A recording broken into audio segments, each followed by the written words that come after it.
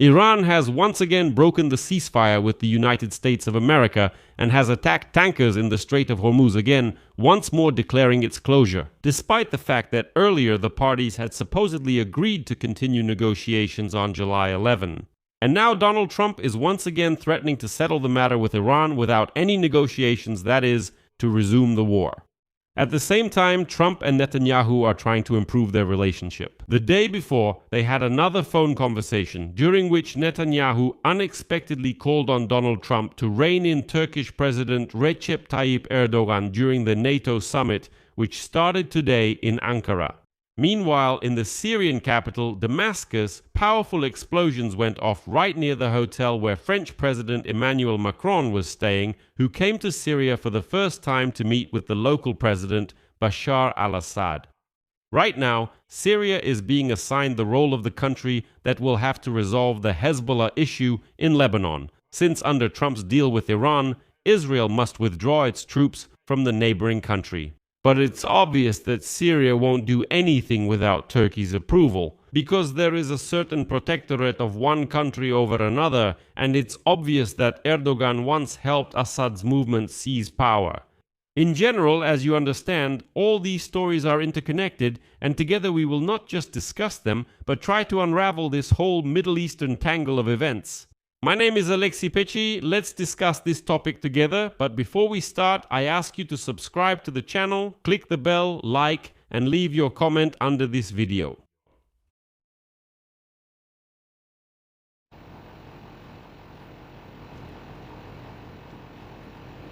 Thank you.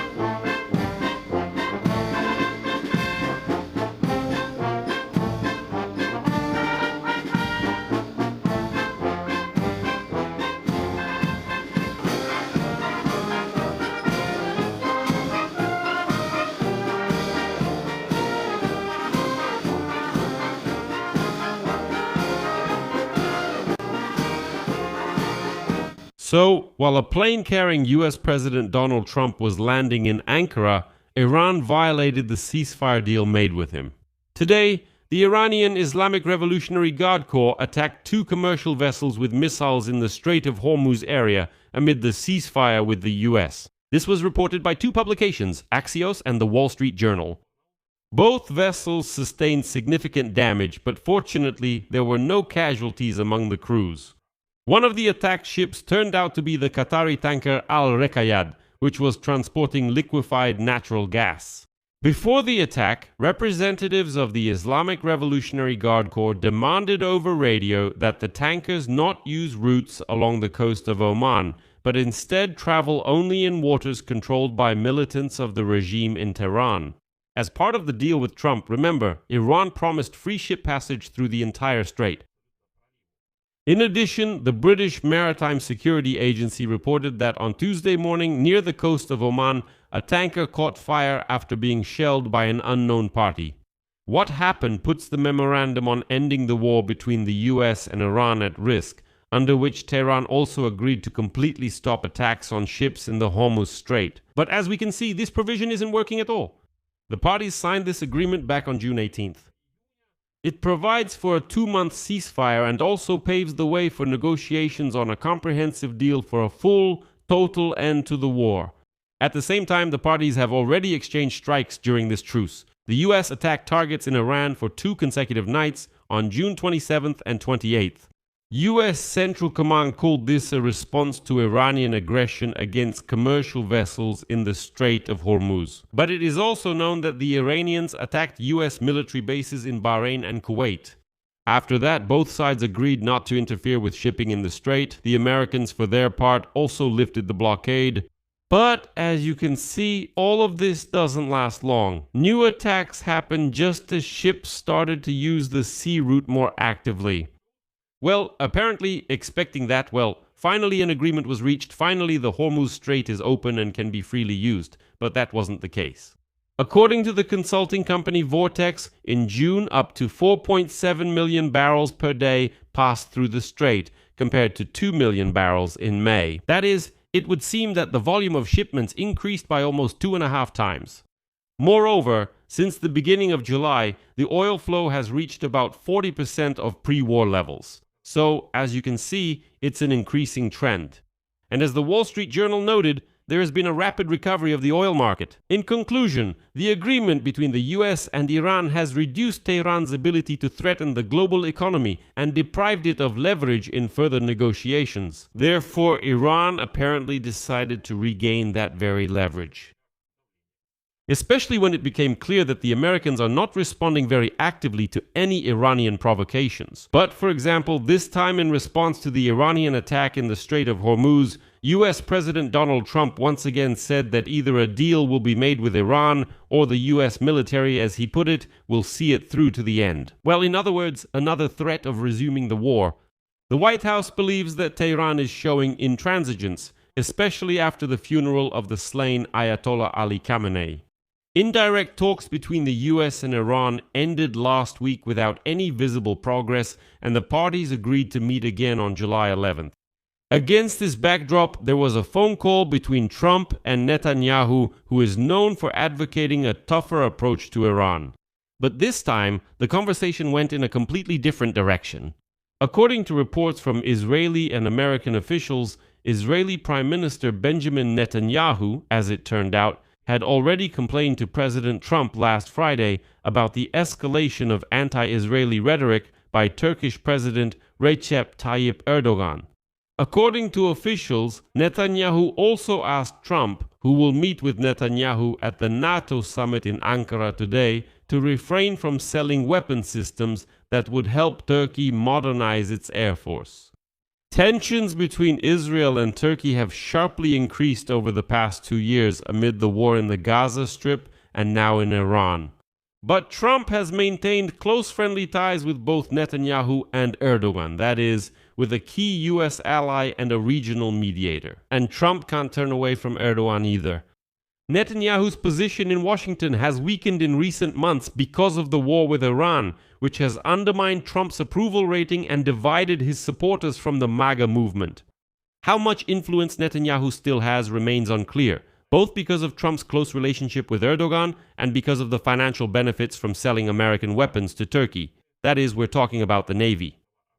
That is, it means that maybe Trump still has a very close relationship with Netanyahu, maybe Netanyahu still has influence over the American president, but here Trump can say, sorry, but it's just business. What are we talking about? It is already known that on the agenda of the meeting between Trump and Erdogan is a $700 million deal for the supply of new engines for Turkish fighter jets, as well as the possibility of returning the second largest NATO army, that is the Turkish one, to the F-35 fighter jet program. Let me remind you that Turkey was excluded from the F-35 program in 2019 after it acquired the Russian S-400 air defense system, which, according to American officials, could jeopardize the security of the advanced F-35 fighter jet. That's how it was. The air defense is Russian, but the fighter jets are American. They said it's a dangerous situation because they just don't go together. US Vice President J.D. Vance stated last week that the Pentagon is conducting a review to determine how the US can sell F-35 fighter jets to Turkey, despite Turkey possessing the Russian missile defense system. And now, listen to a quote from J.D. Vance. There are certain things that we need to confirm have actually happened, according to J.D. Vance. According to the law, the president will ask us to do this.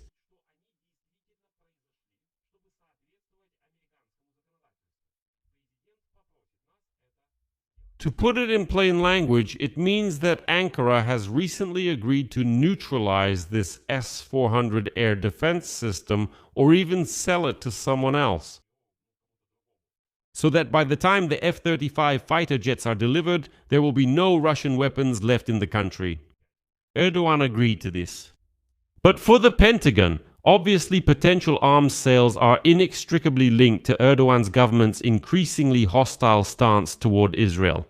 Last week, Erdogan called Zionism, quote, a genocidal ideology and suggested that it poses a threat to the very survival of Turkey. He says Zionism is already threatening Turkey. Moreover, Turkey's Foreign Minister Hakan Fidan escalated the situation even further. He called the Israeli government, quote, a burden that humanity can no longer bear and a problem for the whole world, and also called for the introduction of international sanctions against Israel. And here is what an American official said following the conversation between Trump and Netanyahu. Quote, Netanyahu complained to Trump about Erdogan and made it clear that he wanted the US president to rein in the Turkish leader. Netanyahu made a request and the president heard him. So the president could have passed a message to Erdogan like, hey, could you maybe ease up a little? But it is what it is. Well, apparently hinting that maybe he could soften his rhetoric, but most likely business is business and the F-35S will still be sold. Already on Monday, Netanyahu publicly stated, quote, as for Erdogan's regime, infected by the Muslim Brotherhood, an extremist movement, which hates America, I don't think they should be given F-35S or engines for their fighter jets, because it would disrupt the balance of power in the Middle East, which is guaranteed by Israel's air superiority and America's position. But Netanyahu has problems. Many American officials, including J.D. Vance, have accused Netanyahu of making overly optimistic predictions about the war with Iran, which never came true, saying that it was Netanyahu who deceived Trump, and Trump fell for all of it, thinking that he would defeat Iran in just 2 or 3 weeks and everything would be great. And supposedly it was Netanyahu who whispered these ideas to him, but none of it came true. And now it is expected that the Prime Minister of Israel will visit the White House at the end of this month. الله أكبر دانيل فيدوروف الله أكبر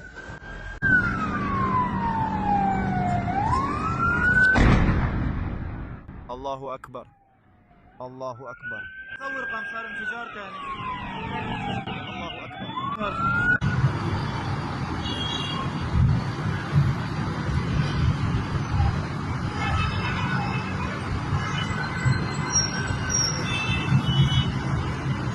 A series of explosions occurred in the Syrian capital, Damascus, near the hotel where French President Emmanuel Macron was staying during his official visit. Syrian media immediately claimed that this could have been an assassination attempt on the French president. According to sources in the security service, the explosions occurred shortly before midnight local time.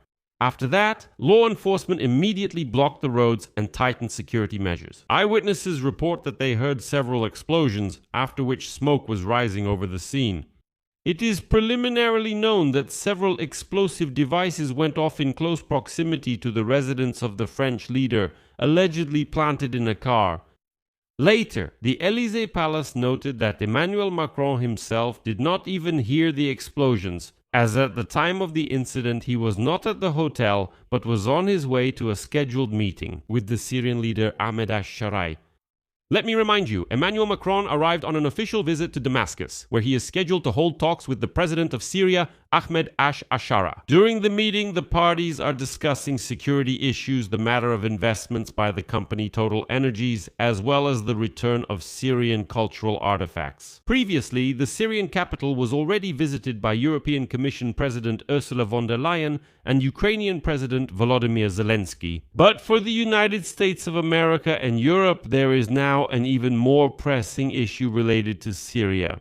Back at the end of June, Donald Trump surprised many politicians and experts in the Middle East by proposing an alternative approach to Israel's war against Hezbollah in Lebanon. And against the backdrop of the White House's dissatisfaction with Israel's prolonged campaign, he suggested that the fight against Hezbollah, a group supported by Iran, could be taken over by Syria. And so, according to Donald Trump's idea, the battle-hardened Islamist rebels who overthrew Syria's authoritarian president Bashar Assad a year and a half ago and formed a new government could be more effective in pushing out Hezbollah than the Israeli army is. And according to the deal between the US and Iran, the Israeli army should simply withdraw from Lebanon and pull out its troops. But in Damascus itself, such statements were met with caution. And now the president of Syria, Ahmad Ashara, has stated that he does not intend to intervene in the war against Hezbollah in Lebanon.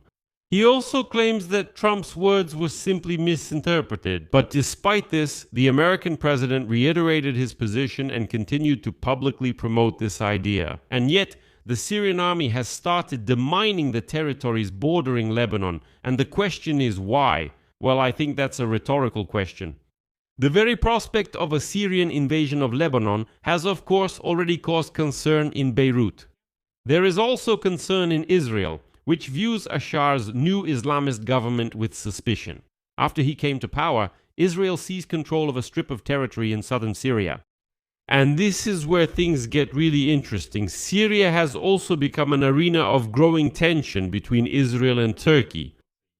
Ankara is one of the main allies of Ashar's government, while Israel and Turkey are trying to limit each other's influence in this country, that is, in Syria. And here's what's important. In June, on the sidelines of the G7 summit which took place in France, Donald Trump expressed his dissatisfaction that the war between Israel and Hezbollah has lasted too long and is causing too many casualties. Trump criticized the Israelis for demolishing entire neighborhoods, saying they justify it by claiming Hezbollah militants are present and are destroying houses as a result. Israeli military officials say civilians won't be allowed back into southern Lebanon, meaning the area is being cleared out. But according to Trump, Syria could handle this much better. And then there's a quote from Donald Trump. You don't need to demolish an apartment building every time you're looking for someone, because there are a lot of people in those apartment buildings. And not all of them are from Hezbollah. I suggested to Israel to let Syria deal with Hezbollah because honestly I think they would have handled it better. In response, Syrian President Ashar stated, quote, "There are people spreading rumors that Syria will interfere in Lebanon's affairs. That's not true." Trump spoke about Syria's role in seeking a safe and peaceful solution, but that statement was misinterpreted, as if Syria is going to invade Lebanon tomorrow morning. Syria presented to the United States our proposal for a solution, which involves ending the war and eliminating the negative consequences for Lebanon and Syria, as well as seeking other economic, political, and social solutions.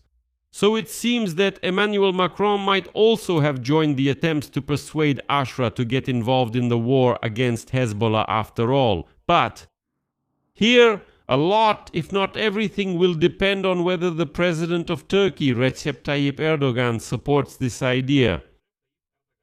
And he might support it and even persuade the president of Syria, Ashra, to side with the United States of America and actually, push for the Syrian army to really start fighting against Hezbollah. But only if Donald Trump brings Turkey back into the F-35 program.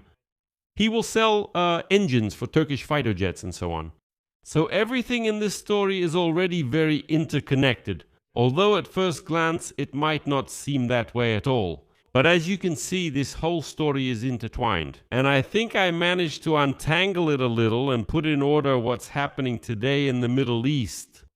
I'll leave it at that. Share your opinions and conclusions in the comments below this episode. Subscribe to the channel, hit the bell, and don't forget to like. That's all for now. Take care of yourselves. Goodbye, everyone. Bye.